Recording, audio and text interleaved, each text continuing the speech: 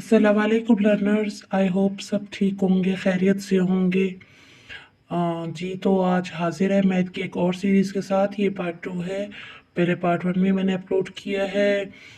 I hope सब तैयारी कर रहे हैं और अच्छे तरीके से तैयारी कर रहे हैं। जैसा कि आप जानते हैं कि एसपीके टेस्ट करीब है, तो इसके लिए तैयारी करना तो लाजिम है और सब कर भी रहे होंगे। तो मैथ भी इसके साथ साथ प्रिपेयर हो जाए तो बेहतर है। दैट्स वाई ये सीरीज स्टार्ट की गई है। तो आई होप आपने पहली जो वीडियो है उसके मैंने 2 पार्ट्स जो है एक्सरसाइज 1 और एक्सरसाइज 2 उसमें कंप्लीट कर ली है। आज हम एक्सरसाइज नंबर 3 देखते हैं। उससे पहले आपसे गुजारिश है कि काइंडली चैनल पर नए हैं तो लाइक और सब्सक्राइब ज़रूर करें। इससे हमें सपोर्ट भी मिलता है और हौसला अफजाई भी होती है, और साथ साथ हमारी मेहनत का कुछ अजर तो हमें मिलता है। तो काइंडली आप सब्सक्राइब भी कर दें, लाइक भी करें। Thank you. तो स्टार्ट करते हैं। हमने पुरानी वीडियो में सेट्स जो है, इससे पहले जो वीडियो अपलोड की है उसमें सेट्स और रैशनल नंबर की फुल डिटेल वीडियो डाली है। अब जो तीसरा टॉपिक है decimal, exponents and square root of positive numbers, ये तीनों जो है टॉपिक आज हम इस वीडियो में कवर करेंगे। और आई होप आपको भी क्लियर हो जाएगा अगर आप कंप्लीट वीडियो देखते हैं और लास्ट तक इसको देखेंगे तो ये तीनों आज टॉपिक क्लियर करेंगे और इंशाल्लाह फिर नेक्स्ट वीडियो में 2 या 3 टॉपिक और लिए जाएंगे। तो स्टार्ट करते हैं डेसिमल से। तो अगर आप इस चैप्टर को देखें तो डेसिमल्स में हमें 3 बेसिक टॉपिक दिए गए हैं। Conversion of decimals to rational numbers. Decimal का बेसिकली मतलब होता है पॉइंट्स में जो आती हैं रकम, जो नंबर्स पॉइंट्स में होते हैं उसे डेसिमल्स बोलते हैं। तो conversion of decimals to rational numbers, दूसरा है हमारा टर्मिनेटिंग और नॉन टर्मिनेटिंग डेसिमल्स, और तीसरा है अप्रोमेक्स अप्रोमेक्सिएट वैल्यू। तो ये तीनों हम देखते हैं। तो इसके 3.1 के आप पहले क्वेश्चन देखें तो इनको कन्वर्ट करना है डेसिमल से रैशनल नंबर्स में। ये मैं आपको करके दिखाती हूँ कैसे करना है और इनको कैसे अप्लाई करते हैं और इनका क्या है वो सारा आपको प्रोसीजर। बट बेसिकली जो मैथ है ना वो आपसे प्रैक्टिस मांगती है। अगर आप 1 2 3 क्वेश्चन की भी प्रैक्टिस करते हैं तो आपको वो क्लियर हो जाता है और ताहयात आपको इजी रहता है करने में, आपको मेमोराइज हो जाता है। तो मैथ की प्रैक्टिस ज़रूर करें। अगर मैथ की प्रैक्टिस आप नहीं करेंगे तो आपको रटाफिकेशन से मैथ नहीं आती। तो काइंडली 2 क्वेश्चन 4 क्वेश्चन जितना हो सके मैथ की प्रैक्टिस ज़रूर करें। तो ये इसको सॉल्व करते हैं और आपको मैं कन्वर्ट करके दिखाती हूँ।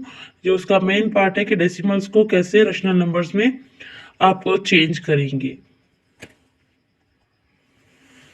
देखिए हमारा क्वेश्चन है 0.45। अगर आप देखें तो 0 के बाद पॉइंट आ रहा है, उसके बाद 2 नंबर है। इस पॉइंट का बेसिकली मतलब है, इसको हम इस तरह सॉल्व करेंगे। इस पॉइंट को ख़त्म करने के लिए इसके नीचे 1 का इजाफा करेंगे। अगर हम 1 लगाएंगे तो ये पॉइंट ख़त्म हो जाएगा और इसके बाद जितने डिजिट है हम उनको उतने ज़ीरो डाल देंगे। अब हमारे पास क्वेश्चन बनता है 45/100। अगर आप 45/100 को देखें तो ये एक टेबल पे कटते हैं। 5 की टेबल में दोनों कटिंग होते हैं, इनकी कटिंग पॉसिबल है। तो 5 9 ज़ा 45, 5 2 ज़ा 10 एंड 0। तो हमारा आंसर है 9/22। ये नहीं है कि हमने पढ़ी नहीं है, हम सब ने ये क्वेश्चंस जो हैं स्कूलों में पढ़े भी हैं, किए भी हैं और आए। होप के सब अच्छे भी रहे हैं मैथ में। बट क्या है कि हमने इनको रिकॉल कभी नहीं किया, पढ़ने के बाद जो है ना इनको छोड़ दिया है। तो अब इसको आगे बढ़ाते हैं, दूसरा क्वेश्चन देखते हैं ताकि ये कॉन्सेप्ट आपका क्लियर हो जाए। तो हमारा दूसरा क्वेश्चन है, हमारा दूसरा क्वेश्चन जो है 209.5 है। तो 209, इस पॉइंट को ख़त्म करने के लिए हम नीचे 1 का इजाफा करेंगे एंड 5, उसके बाद एक डिजिट है तो एक 0 का इजाफा करेंगे। अब देखते हैं ये दोनों, इन दोनों नंबर्स की कटिंग पॉसिबल है कि नहीं है। इन दोनों को 5 की टेबल पे काटना पॉसिबल है, तो इसकी कटिंग करते हैं। 5 2 ज़ा 10, 5 4 ज़ा 20, 5 1 ज़ा 5, 4 इसको दे दिया, 5 9 ज़ा 45। तो इन दोनों की मज़ीद कटिंग अब पॉसिबल नहीं, इसका आप इनको डिवाइड आप कर सकते हैं। तो डिवाइड करें और देखिए इसका क्या आंसर निकलता है। अगर आप इसको डिवाइड करें तो देखिए हमारे पास आ रहा है इसका आंसर 209 और 1 जो है रिमाइंडर है। तो हम इसको मिक्स फ्रैक्शन की फॉर्म में लिखेंगे। हमारा 2 जो डिवाइडर है वो बाहर नीचे आ जाएगा और 209 साइड में आ जाएगा और 1 जो है वो हमारा ऊपर आ जाएगा और ये हमारा आंसर है। इसका हमारा दूसरा टॉपिक था टर्मिनेटिंग एंड नॉन टर्मिनेटिंग।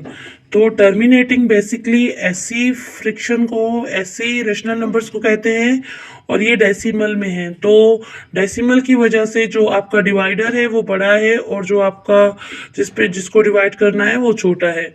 तो आप इसको ये बेसिकली इसका आंसर जो है वो डेसिमल फॉर्म में ही आएगा।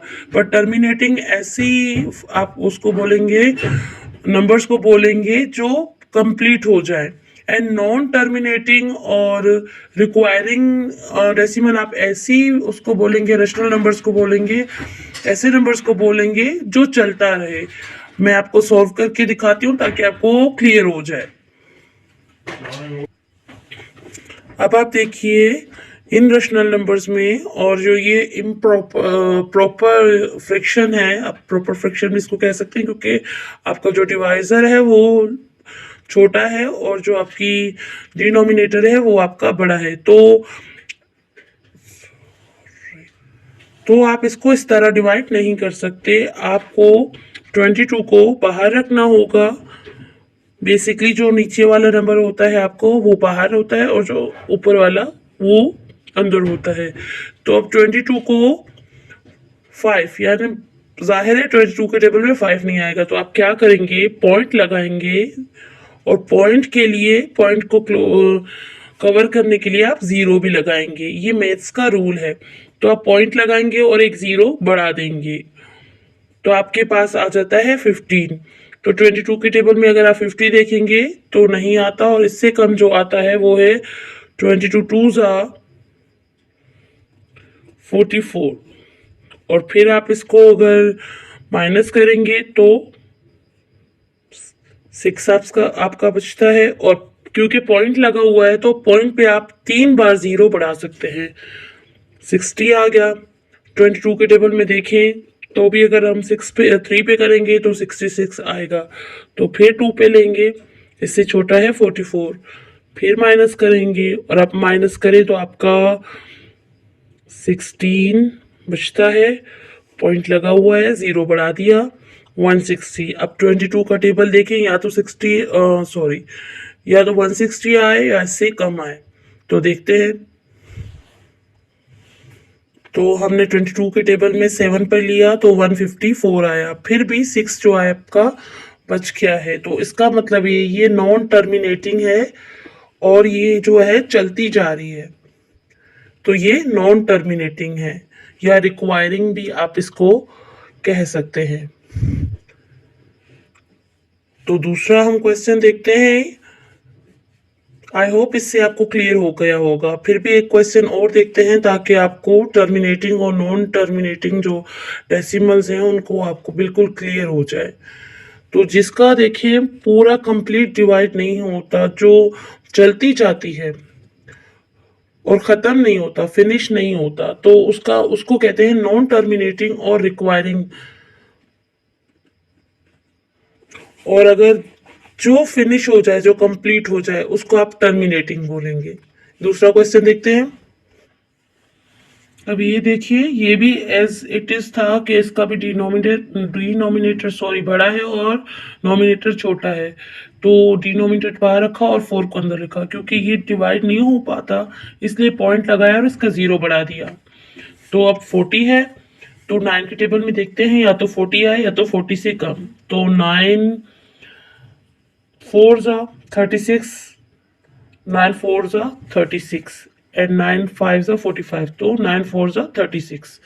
अगर आप 36 को ले लें और माइनस करें तो आपका 6 जो है सॉरी 10 से आप माइनस करें तो आपका 4 बच जाता है। आप फिर से पॉइंट है तो फिर से 0 बढ़ाएंगे एंड फिर 9 4 ज़ा 36 एंड फिर आप बढ़ाएंगे एंड फिर आपका 9 4 ज़ा 36। तो आपका एज इट इज ये जो प्रोसीजर है वो कंटिन्यू रहेगा और फिर आपका एक जो रिमाइंडर है वो बचता ही आ रहा है, ये पूरी तरह खत्म नहीं हो रही। तो इसका मतलब है ये भी क्या है, रिक्वायरिंग है या नॉन टर्मिनेटिंग है।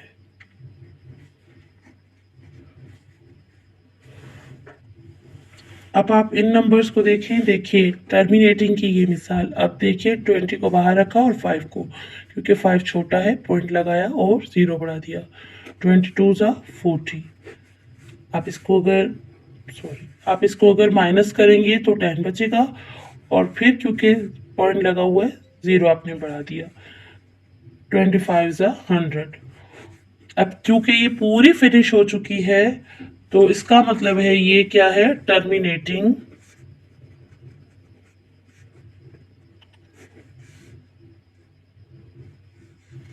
डेसिमल है। आई होप आपको ये कॉन्सेप्ट क्लियर होगा। अब हम दूसरा चैप्टर देखते हैं इसका। लर्नर्स जैसे आप देख रहे हैं एक्सपोनेंट के जो दो मेन इन्होंने टॉपिक दिए हुए हैं, एक एक्सपोनेंट इंडेक्स और दूसरा लॉ ऑफ एक्सपोनेंट्स इंडेक्स। तो एक्सपोनेंट पर जाने से पहले आपको एक बात की वाज़ेह होनी चाहिए कि कोएफिशिएंट क्या होता है, एक्सपोनेंट्स क्या होते हैं, वैल्यू क्या होती है, वेरिएबल्स क्या होते हैं, तब जाकर आपको ये समझ आएगा। तो मैं आपको थोड़ा इसका बता देती हूँ ताकि आपको क्लियर हो क्वेश्चन। एक्सपोनेंट बेसिकली जो ये पावर है, आप देखिए इसमें 4.1 में जो हमें ये क्वेश्चन दिए गए इसमें कहा है identify the base and the exponent. तो ये जो ऊपर पावर है इसको आप पावर भी कहते हैं या एक्सपोनेंट भी कहते हैं। और जिस नंबर पे ये पावर है यानी ए पे, बी पे, अलजेब्रिक फॉर्म हो या कैसे भी, तो ये जिनके ऊपर ये पावर है तो ये बेस है और ये एक्सपोनेंट है। इसकी पावर जो है वो एक्सपोनेंट है। इसको सॉल्व करके आपको दिखाती हूँ ताकि आपको और ज्यादा क्लियर हो जाए। तो आप ये पहला क्वेश्चन देखिए, जैसे ये ब्रैकेट जो है, इस ब्रैकेट के अंदर के जो नंबर्स हैं तो ये आप कंसीडर करें ए ओवर बी। तो ए ओवर बी जो दिया हुआ है ये इनका बेस है और बेस के ऊपर जो ये पावर है इसको हम पावर बोले या एक्सपोनेंट। और इस 5 का मतलब है कि ये जो बेस है ये 5 टाइम्स है, यानी इस बेस की जो पावर है वो 5 है, यानी ये 5 बार लिखा गया है। कैसे, ये देखिए। अगर हम ये क्वेश्चन देखते हैं 2a over 3, 2a square over 3 5, तो इसको इसका क्या मतलब है, इसका मतलब है कि ये जो बेस है ये 5 बार है।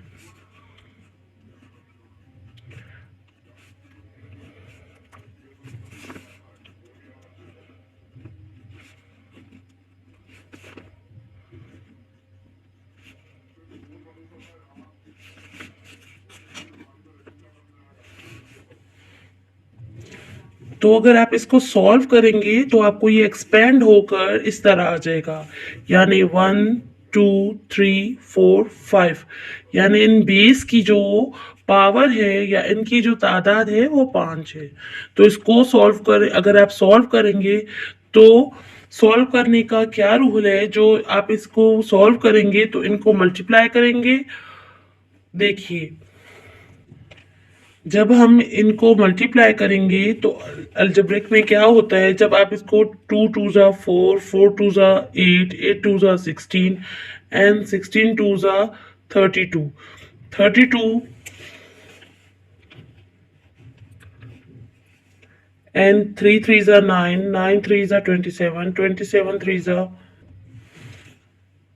ये दोनों, ये भी मल्टीप्लाई हुआ 2 का तो 32 आ गया और 3 3 मल्टीप्लाई हुआ तो 5 टाइम्स तो 2 43 आया।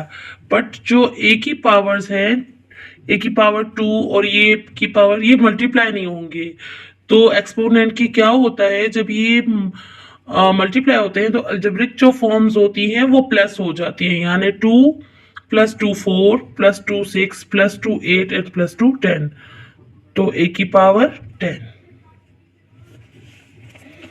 आप एक तो इसको ऐसे कर सकते हैं, ये आपको बिल्कुल क्लियर भी हो जाएगा और बिल्कुल इजी है, ज़रा बस इसको प्रैक्टिस की ज़रूरत होती है। बाकी मैथ में कुछ ऐसा नहीं जो आपको समझ ना आ सके। आई होप आपको क्लियर हो गया होगा। तो अगला एक और क्वेश्चन सॉल्व करते हैं ताकि बिल्कुल आपको क्लियर हो जाए और फिर हम लोग आगे बढ़े। अब देखिए ये क्वेश्चन नंबर 2 है, इन्होंने हमें एक्सपेंड करके दिया है। तो इसका एक क्वेश्चन लेते हैं। देखिए ये क्वेश्चन तो उन्होंने एक्सपेंड करके दिया है। अगर हम इसको सिंपली लिखना चाहें 1 2 3 4 5, तो इसका बेस लेकर हम इसको ब्रैकेट में बंद करके इसके ऊपर इसकी अगर पावर लिख देंगे तो कितनी बार है ये 1 2 3 4 5, तो इसकी पावर 5। तो ये हमारा सॉल्व हो गया। आई होप आपको क्लियर होगा, क्योंकि बेस है तो इसका मतलब है अगर आप इसको सॉल्व करें तो इसकी मतलब है कि ये एक्सपेंडिंग फॉर्म में है और आपने इसको बेस करके 5 टाइम्स एक्सपोनेंट में दे दिया, तो इसका मतलब है ये आपका क्वेश्चन सॉल्व हो गया। आई होप आपको क्लियर हो गया होगा। आप देखते हैं इसका एक और क्वेश्चन। तो आप ये क्वेश्चन देखिए, इनको सिंप्लीफाई करना है।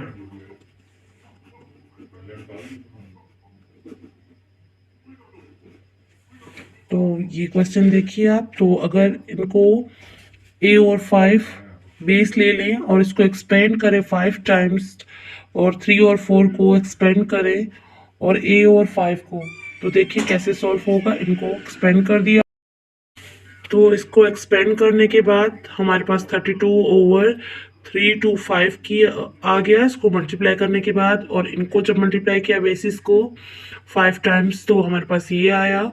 और ए को हम 5 टाइम मल्टीप्लाई किया, जैसे मैंने आपको बोला इनकी पावर प्लस हो जाती है, तो इनकी पावर प्लस हो गई और इनके आगे कुछ नहीं, तो इसका मतलब था कि 1 है। तो 1 को 5 टाइम भी अगर आप मल्टीप्लाई करेंगे तो 1 ही रहता है। तो ए की पावर 5 एंड बी की पावर भी 5 आ गई। तो जब हमने इसको एक्सपेंड किया और इसके बाद इनको मल्टीप्लाई में चूंकि कटिंग होती है तो ये दोनों कटते थे, तो इनको काट दिया। तो हमारे पास जो अब लास्ट में रह गया वो हमारा ये था। और फिर यहाँ पे 32 बचा और यहाँ पे 3125, इनको जब मल्टीप्लाई किया हमारे पास तो हमारे पास आ गया 10,000। और इसको अगर आप करें तो ये आया। तो इसको अगर आप फिर से इसी बेस की एक्सपोनेंट की फॉर्म में अगर आप लिखेंगे, तो अगर आप इनको फिर से इसी बेस की फॉर्म में लिखेंगे तो आपका आ जाएगा 3a/5 a/10b और इनकी पावर 5। तो ये आपका आंसर है। आई होप आपको एक्सपोनेंट और ये जो डेसिमल्स फ्रैक्शंस है ये सारे आज क्लियर हो गए होंगे। तो वीडियो ज़रा ज़्यादा लंबी हो गई है, तो स्क्वायर रूट जो है हमारा तीसरा टॉपिक वो हम दूसरी जो है वीडियो उसमें कवर करेंगे। तो आई होप आपको ये सारे कॉन्सेप्ट क्लियर हैं। एंड वन थिंग मोर कि मैथ सिर्फ प्रैक्टिस मांगती है। आई होप आप लोग प्रैक्टिस कर रहे हैं और इनको प्रैक्टिस करें और ये वीडियो भी आपको हेल्प देगी। तो काइंडली अगर आपको वीडियो अच्छी लगी है तो लाइक एंड सब्सक्राइब कर दें।